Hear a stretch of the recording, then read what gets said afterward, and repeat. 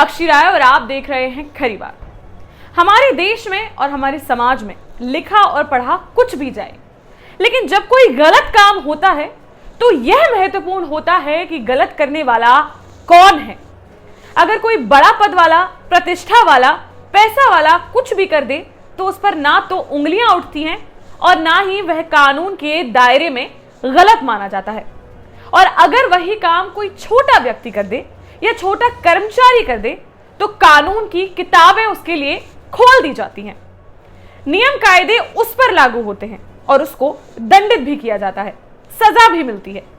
लेकिन जब देश के प्रधानमंत्री की मौजूदगी में, देश के सबसे बड़े सूबे उत्तर प्रदेश के मुख्यमंत्री की मौजूदगी में, दुनिया की सबसे बड़ी राजनीतिक पार्टी भारतीय जनता पार्टी के अध्यक्ष की मौजूदगी में, देश के सबसे बड़े सम्मान के रूप में स्थापित प्रमाणित राष्ट्रीय ध्वज का ही सार्वजनिक अपमान हो तो इसके लिए किसे दोषी माना जाए। मामला वैसे तो उत्तर प्रदेश के 2 बार मुख्यमंत्री रहे और राजस्थान और हिमाचल प्रदेश के राज्यपाल रहे नेता कल्याण सिंह के अंतिम दर्शनों का है। यह समय किसी की गलती देखने या किसी पर दोषारोपण का नहीं होना चाहिए, लेकिन मामला जब राष्ट्र की अस्मिता से जुड़ा हुआ हो, राष्ट्रीय ध्वज का अपमान हुआ हो, और वह भी तब जब कुछ ही दिनों पहले स्वतंत्रता दिवस के समारोह में विपक्षी दलों के नेताओं द्वारा राष्ट्रगान और राष्ट्रीय ध्वज के अपमान की चर्चाएं पूरे मीडिया में रही हो, सत्ताधारी दल के प्रवक्ता ने ऐसे वीडियो शेयर किए हों, ऐसे में संस्कारों का पाठ पढ़ाने वाले दल के लोगों द्वारा यह सब किया जाए तो चर्चा स्वाभाविक ही सामने आती है। स्वर्गीय कल्याण सिंह के अंतिम दर्शन के समय लखनऊ में जब देश के प्रधानमंत्री नरेंद्र मोदी जी वहां मौजूद थे, पूर्व मुख्यमंत्री कल्याण सिंह के पार्थिव शरीर को भारत देश के तिरंगे झंडे से ढका गया था। तभी भारतीय जनता पार्टी के राष्ट्रीय अध्यक्ष जेपी नड्डा और प्रदेश अध्यक्ष स्वतंत्र देव सिंह द्वारा स्वर्गीय कल्याण सिंह के पार्थिव शव पर पहले से रखे हुए राष्ट्रीय ध्वज के ऊपर भारतीय जनता पार्टी का झंडा डाल दिया गया। उसी पर पुष्प और फूल मालाएं भी चढ़ा दी गईं। यह फोटो जब मीडिया में वायरल हुई तो पूर्व मंत्री शशि थरूर, तृणमूल कांग्रेस सांसद सुखेंदु रे, एआईएमआईएम सांसद इम्तियाज जलील, राष्ट्रीय युवा कांग्रेस के अध्यक्ष श्रीनिवास बीवी, सपा के प्रवक्ता घनश्याम तिवारी सहित अनेक लोगों ने इसे राष्ट्रीय ध्वज का अपमान बताया। कई चैनलों पर यह खबरें चली। कांग्रेस के वरिष्ठ नेता और पार्टी सांसद शशि थरूर ने ट्वीट कर कहा, जिस व्यक्ति को राष्ट्रगान को गाने के दौरान दिल पर हाथ रखने के लिए 4 साल तक अदालती मुकदमा लड़ना पड़ा, मुझे लगता है कि राष्ट्र को यह बताया जाना चाहिए कि सत्तारूढ़ दल यह अपमान कैसा महसूस करता है। तृणमूल कांग्रेस के राज्यसभा सांसद सुखेंदु शेखर रॉय ने कल्याण सिंह के अंतिम दर्शन वाली तस्वीर ट्वीट कर लिखा, राष्ट्रीय ध्वज का अपमान करना क्या मातृभूमि का सम्मान करने का नया तरीका है। समाजवादी पार्टी के प्रवक्ता घनश्याम तिवारी ने इस मुद्दे को ट्वीट कर कहा, देश से ऊपर पार्टी, तिरंगा के ऊपर झंडा। हमेशा की तरह बीजेपी को कोई पछतावा नहीं, कोई पश्चाताप नहीं, कोई गम नहीं, कोई दुख नहीं। वहीं यूथ कांग्रेस के प्रमुख श्रीनिवास बीवी ने ट्वीट किया, शान ए तिरंगा, हम शर्मिंदा हैं।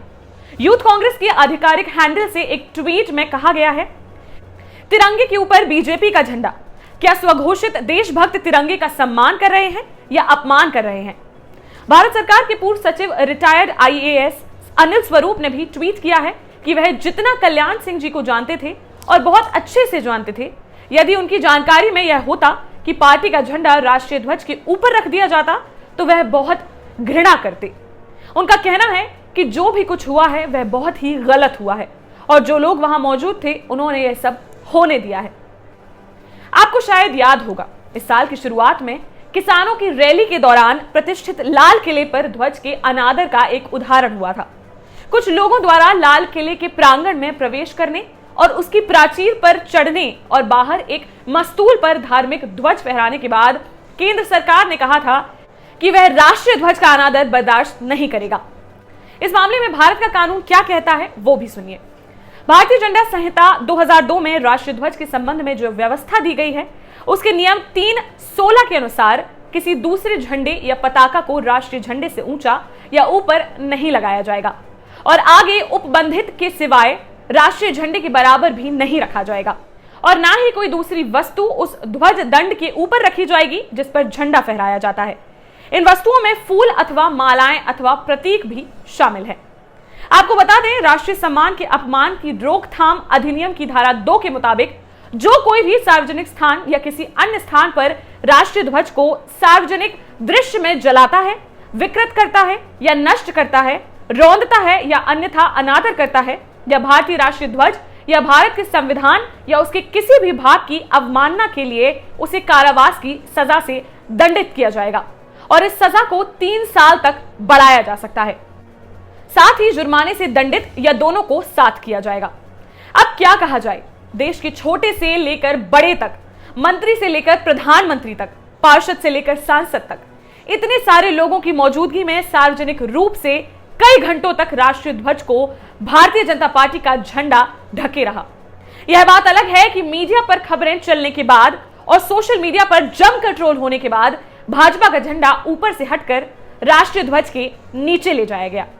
स्थिति यह हुई कि भाजपा के झंडे को ऊपर से नीचे किया गया। अब क्या कहें और किससे कहें, मैं तो इस लायक नहीं हूं कि अपने से बड़ों को रास्ता दिखाऊं। देश की मीडिया में बड़े बड़े नाम हैं जिनका अपना सिस्टम है। मैंने तो अपना राष्ट्र धर्म निभाने की मंशा से सबका ध्यान इस ओर दिलाने का एक छोटा सा प्रयास किया है। अंजाम जो भी हो, मुझे कोई परवाह नहीं है। देश की बेटी हूं।